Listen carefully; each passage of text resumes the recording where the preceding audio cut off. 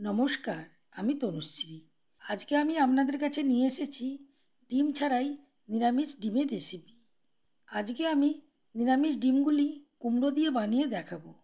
আপনাদের হয়তো ভাবতে অবাক লাগছে যে কুমড়ো দিয়ে আবার কী ডিম বানানো যায়। আজকে আমি কুমড়ো দিয়ে ইউনিক ডিমের রেসিপি আপনাদের কাছে শেয়ার করছি।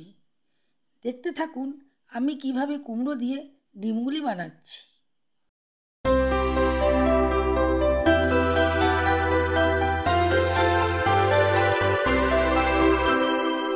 আজকে আমি কুমড়ো দিয়ে নিরামিষ ডিম বানানোর জন্য বাজার থেকে একটা কুমড়ো কিনে নিয়ে এসেছি। দেখুন কুমড়োটা দেখতে কত সুন্দর।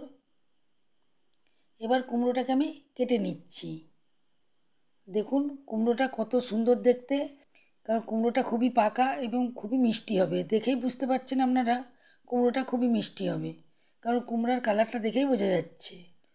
এবার বিচাগুলোকে আমি ফেলে দিচ্ছি, দিয়ে কুমড়োটা এইভাবে কেটে নিচ্ছি, খোসাটাকে ছাড়িয়ে নিচ্ছি।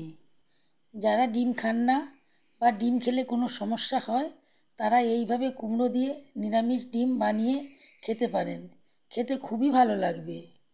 আজকে এই কুমড়ো দিয়ে ডিম বানানোর ইউনিক রেসিপিটা যে বানিয়ে দেখাচ্ছি তা আপনাদেরকে কেমন লাগলো কমেন্ট করে জানাবেন। কুমড়োটা এতটাই কেটে নিয়েছি, আর আমি কাটবো না, এই জন্য ওগুলোকে সরিয়ে রাখছি।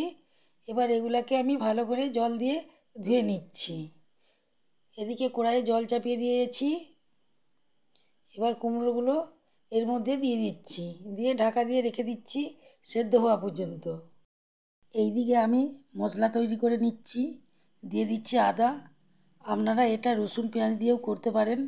যেহেতু আমি ডিমটি নিরামিষ বানাচ্ছি তাই মশলাটাও নিরামিষ তৈরি করব। দিয়ে দিচ্ছি দুটো কাঁচা লঙ্কা আর গোটা জিরে। এবার সামান্য জল দিয়ে এটাকে পেস্ট করে নেব। পেস্ট করা হয়ে গেছে। মশলা তৈরি করতে করতে এদিকে কুমড়োটাও সেদ্ধ হয়ে গেছে। দেখুন কুমড়োটা খুব সুন্দরভাবে সেদ্ধ হয়েছে, আপনাদেরকে কেটে দেখালাম। এবার কুমড়োগুলোকে আমি একটা জায়গার মধ্যে তুলে নিয়েছি। এইবার আমি একটা মেশার দিয়ে ম্যাশ করে নিচ্ছি, কারণ কুমড়োটা এখন গরম আছে, হাত দেওয়া যাবে না। এটাকে ম্যাশ করে একটু ঠান্ডা করে নেব। ঠান্ডা হয়ে গেছে। এবার দিয়ে দিচ্ছি 4 চামচ বেসন, দিয়ে দিচ্ছি 2 চামচ অ্যারারুট, দিয়ে দিচ্ছি হলুদ গুঁড়ো, লঙ্কা গুঁড়ো, জিরে গুঁড়ো, পরিমাণ মতো নুন দিয়ে এটাকে ভালো করে মেখে নিচ্ছি। এইভাবে মাখতে মাখতে একটা ডোয়ের আকারে চলে আসবে। যদি বেসনের প্রয়োজন হয় তাহলে আপনারা আর একটু বেসন দেবেন। হাতে তেল বুলিয়ে নিয়েছিলাম, তাই ডোয়ের আকারে আসার সময় হাতে লেগে যাচ্ছে না। আবার একটু তেল বুলিয়ে নিয়েছি। এবার এখান থেকে কিছুটা কেটে নিচ্ছি, নিয়ে আমি হাতের মধ্যে এইভাবে নিয়ে নিচ্ছি। নিয়ে আমি ডিম যেই রকম হয় সেই রকম একটা সুন্দরভাবে শেপ দিয়ে দিচ্ছি। এইভাবে ঘুরিয়ে ঘুরিয়ে একটা ডিমের শেপ দিয়ে দিয়েছি। দেখুন দেখতে কত সুন্দর লাগছে। একটা জায়গার মধ্যে আমি রেখে দিয়েছি। এইভাবে সব ডিমগুলোকে আমি করে নিয়েছি। এবার এখান থেকে একটা ডিম তুলে নিচ্ছি। আগে থেকে তেলটা চাপিয়ে রেখেছিলাম। এবার ডিমগুলো এর মধ্যে একটা একটা করে ছেড়ে দিচ্ছি। মোট আমি এখানে 3টে ডিম ছেড়েছি।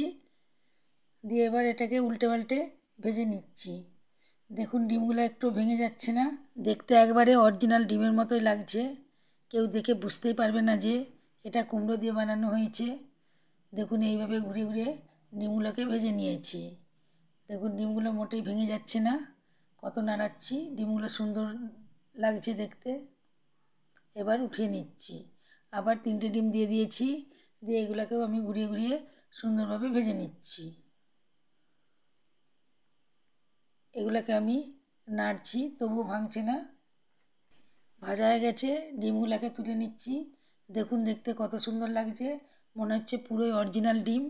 কেউ দেখে বুঝতেই পারবে না যে এটা কুমড়ো দিয়ে তৈরি হয়েছে। দেখুন যেহেতু কর্নফ্লাওয়ার দেওয়া ছিল তাই জন্যে খড়খড়ে হয়েছে, একটুও নেতিয়ে যাচ্ছে না। এবার আমি ডিমগুলো দিয়ে তরকারি বানাবো। এই জন্য আমি কড়াইয়ের মধ্যে আগে থেকে সর্ষের তেল দিয়ে দিয়েছিলাম। এবার দিয়ে দিচ্ছি একটা শুকনো লঙ্কা আর গোটা গরম মশলা। খুব সুন্দর গন্ধ উঠেছে। এবার এটাকে একটু নাড়ি চাড়িয়ে নিচ্ছি। এবার দিয়ে দিচ্ছি টমেটো কুচি আর যে মশলাটা তৈরি করে রেখেছিলাম আদা, কাঁচা লঙ্কা ও জিরা, সেটাও এখানে দিয়ে দিচ্ছি। দিয়ে আমি সুন্দরভাবে এটাকে কষিয়ে নিচ্ছি। একটু কষানো হয়ে গেছে।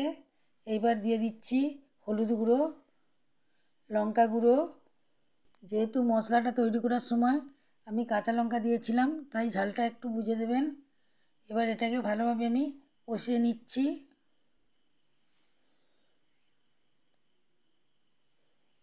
এবার দিয়ে দিচ্ছি কাশ্মীরি লঙ্কা গুঁড়ো, দিয়ে আবার একটু ভালো করে কষিয়ে নিচ্ছি। দেখুন সুন্দরভাবে কষানো হয়ে গেছে। দেখেই বুঝতে পারছেন কত সুন্দরভাবে কষানো হয়েছে, কি সুন্দর তেল বেরিয়েছে। এবার আমি এর মধ্যে জল দিয়ে দিচ্ছি। জল দেওয়া হয়ে গেছে। এবার আমি একটু জলটাকে গুলিয়ে দিচ্ছি। মশলাগুলো যে কড়াইয়ের গায়ে আটকে ছিল সেগুলো জলের মধ্যে চলে গেছে। এবার দিয়ে দিচ্ছি পরিমাণ মতো নুন। জলটা ফুটতে আরম্ভ করেছে। এবার আমি ডিমগুলোকে এর মধ্যে তুলে দিচ্ছি। সব ডিমগুলো দেওয়া হয়ে গেছে। এবার আমি একটু নাড়িয়ে চাড়িয়ে নিচ্ছি। এটাকে আমি 2 মিনিট ফুটিয়ে নেব। ডিমগুলিকে 2 মিনিট ফুটিয়ে নিয়েছি। দেখে বুঝতে পারছেন কত সুন্দর ডিমগুলি লাগছে। দেখে মনে হচ্ছে অরিজিনাল ডিম। কেউ দেখে বুঝতেই পারবে না এটা কী দিয়ে তৈরি করেছি। দেখতে কতটা লোভনীয় হয়েছে। এবার দিয়ে দিচ্ছি গরম মশলা। গরম মশলা দিয়ে আবার এটাকে একটু নেড়ে চেড়ে দিচ্ছি। ডিমের তরকারিটা আমার সম্পূর্ণভাবে হয়ে গেছে। তৈরি হয়ে গেল আমার ডিমের কারি। এবার আমি এটাকে নামিয়ে নেব। আমি একটা জায়গার মধ্যে ডিমগুলি ঢেলে দিচ্ছি। দেখুন দেখতে কত সুন্দর লাগছে। নিরামিষ দিনে আপনারা খুব সহজেই এটা বানিয়ে খেতে পারেন। বাটিতে একটা ডিম নিয়ে কেটে দেখাচ্ছি। দেখুন ডিমের ভেতরটা হলুদ হয়েছে, পুরো কুসুমের মতো লাগছে। একে একটু গ্রেভির মধ্যে ডুবিয়ে খেতে হবে, তবেই এর আসল টেস্ট পাওয়া যাবে। আশা করি আজকের রেসিপিটা আপনাদেরকে ভালো লেগেছে। যদি ভালো লেগে থাকে লাইক দিতে ভুলবেন না। এই রকম নতুন নতুন রেসিপি পাওয়ার জন্য আমার চ্যানেলকে অবশ্যই সাবস্ক্রাইব করবেন এবং প্রচুর প্রচুর শেয়ার করবেন।